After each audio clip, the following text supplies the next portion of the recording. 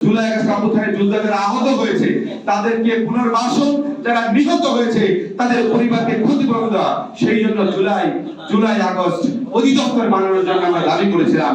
এই যে July August অভ্যুত্থানের নায়ক যারা রয়েছেন তাদেরকে আপনারা দেখেছেন যমুনার সামনে গিয়ে তাদের চিকিৎসার জন্য পড়ে থাকতে হয়। টাকার গোষ্ঠীরা বঙ্গবন্ধুকে জননেতা থেকে ফ্যাসিবাদের জনক বানিয়েছিল। সুতরাং এই বর্তমান পর্যায়ে আমাদের কিছু শিক্ষা গ্রহণ করতে হবে।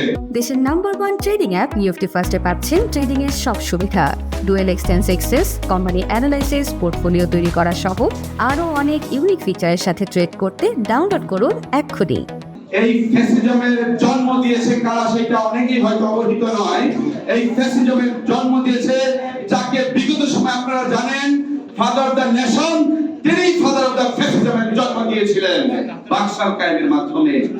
সুপ্রিয় উপস্থিতি, আপনারা জানেন যে বঙ্গবন্ধুকে আমরা দুইটা প্রেক্ষাপটে জাজ করি। একটা 1971 সালের পূর্ববর্তী মুহূর্তের বঙ্গবন্ধু এবং 72 থেকে 75 এর শাসনামলের বঙ্গবন্ধু। 72-75 এর শাসনামল ছিল বাংলাদেশের সবচেয়ে বড় ফ্যাসিবাদের জন্মদাতার একটি সময়কাল। সেই সময় আপনারা জানেন 1973 সালে নির্বাচনে সবচেয়ে ভোট চুরি, আমরা যদি ভোট চুরি, ভোট ডাকাতি, সেই ভোট চুরির ইতিহাস প্রবর্তন করেছিল এই বঙ্গবন্ধুর আমলে। 73 সালের প্রথম নির্বাচনে খন্দকার মোস্তাককে বিজয়ী ঘোষণা করার জন্য কুমিল্লা থেকে হেলিকপ্টার করে ব্যালট বাক্স ঢাকায় ওনাকে এমপি ঘোষণা করা হয়েছিল। সুপ্রিয় বন্ধুগণ, সুতরাং আপনারা জানেন যে ফ্যাসিবাদের জন্মটা কোন জায়গা থেকে হয়েছিল। বাঙালি মানুষের বাক স্বাধীনতা, বহুদলীয় গণতন্ত্র প্রতিষ্ঠার বিরুদ্ধে বাকশাল 1975 সালে বাকশাল কায়েম করার মাধ্যমে বাংলাদেশের বহুদলীয় গণতন্ত্রকে টুটি চেপে ধরেছিল এবং সেটাকে পুনরুদ্ধিত করেছিল। সেই সময়ে আপনারা জানেন, আমরা কতিপয় মানুষ বিভিন্ন জায়গায় বলি এই বঙ্গবন্ধুকে কারা ফ্যাসিজমের নায়ক বানিয়েছিলেন। আপনারা যদি প্রত্যেকটি রাজনৈতিক দলকে আমরা বলে থাকি যে টাকার গোষ্ঠীরা বঙ্গবন্ধুকে জননেতা থেকে ফ্যাসিবাদের জনক বানিয়েছিল। সুতরাং এই বর্তমান পর্যায়ে আমাদের কিছু শিক্ষা গ্রহণ করতে হবে। সেই শিক্ষা গ্রহণের জায়গাটা আমরা বলি জাতীয়তাবাদী দলের তারেক রহমানকেও টাকার গোষ্ঠীর ফ্যাসিজমের নায়ক বানায় কিনা সেটা তাদেরকে খেয়াল রাখতে হবে। আমি গণ অধিকার পরিষদের বিভিন্ন ঘটনাকে বলেছিলাম যে টাকার গোষ্ঠীর যাতে আপনাকে ফ্যাসিজমের নায়ক না বানায় সেই দিকে আপনাকে লক্ষ্য রাখতে হবে। সুতরাং ফ্যাসিজম কিভাবে সৃষ্টি হয়, কিভাবে তৈরি হয়, সেই বিষয়টা আমাদেরকে অবহিত হতে হবে। আজকে জুলাই অভ্যুত্থানকে রক্ষার জন্য আমাদের মধ্যপ্রদেশ আলাল ভাই খুবই সুন্দর বক্তব্য বলেছেন। এখন আমার একটা প্রশ্ন রয়েছে, হয়তো উনি নাই, যে এই ফ্যাসিজম, এই জুলাই আগস্ট অভ্যুত্থানের চেতনা, রাজনৈতিক ইউনিটি ধরে রাখার দায়িত্ব তো একটি রাজনৈতিক দলের নয়। এটা আমার আপনার সমগ্র রাজনৈতিক দলের দায়িত্ব নিয়ে বলতে হবে কিভাবে রাজনৈতিক ঐক্য আমাদের গড়ে তুলতে হবে। দেখা যায় আমরা সকলে যে দাবি দেওয়া হয়েছে সেটা বাস্তবায়ন করার জন্য লোক নাই। সুতরাং আপনারা জানেন, আমি 2-3টা কথা বলি এখানে।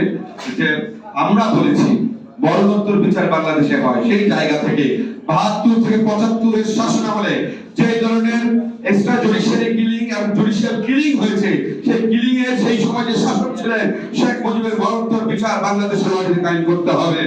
আমরা দ্বিতীয় একটা কথা আমার চিন্তা হয়, এই যে জুলাই আগস্ট অভ্যুত্থান, এই অভ্যুত্থানকে আমরা কোন ভাবে দেখছি আমাদের বিচার করতে হবে।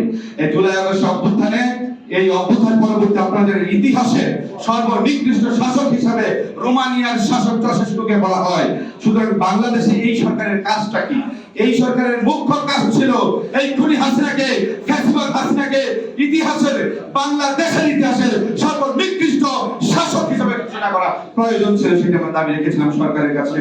আরেকটা বিষয়, এই যে একটি ইতিহাস, এই ইতিহাসটা কতদিন থাকবে?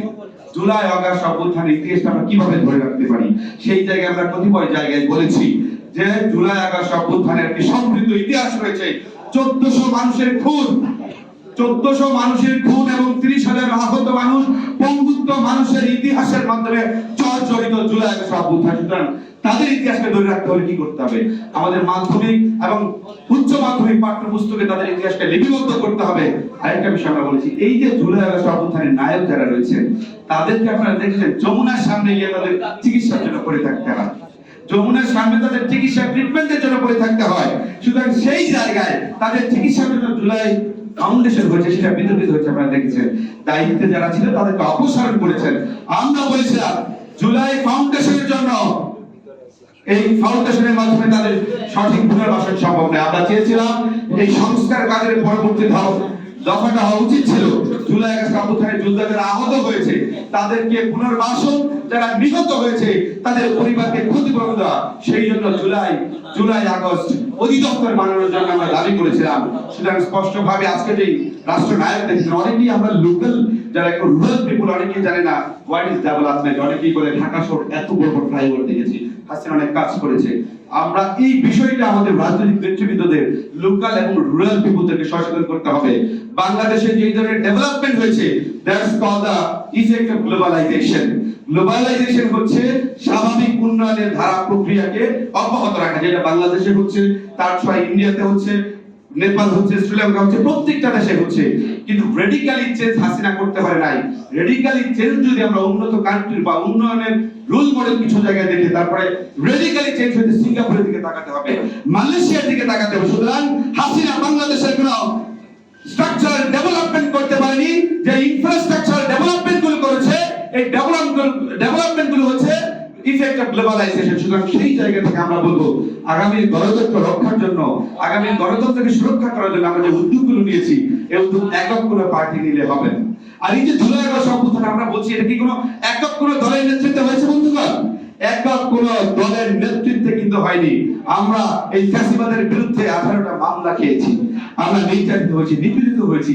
এত নির্যাতন নিপীড়ন, রাশেদ প্রধান ভাইকে দেখেছেন বারবার নির্যাতিত, তারিকুল ভাইকে এই জুলাই আগস্ট অভ্যুত্থানে ওনাকে কিভাবে ন্যাক্কারজনক ভাবে তুলে নেওয়া হয়েছে, সেই প্রশাসন কিন্তু এখনো প্রশাসনিক জায়গা আছে। স্পষ্টভাবে বলে দিতে চাই, এই নির্বাচনে, এই যথার্থ প্রশাসনের মাধ্যমে অবাধ সুষ্ঠু নিরপেক্ষ নির্বাচন বাংলাদেশের মাটিতে সম্ভব নয়। সেই জায়গায় আমরা বলেছি নির্বাচনকালীন সরকার মাঝবে নিটেন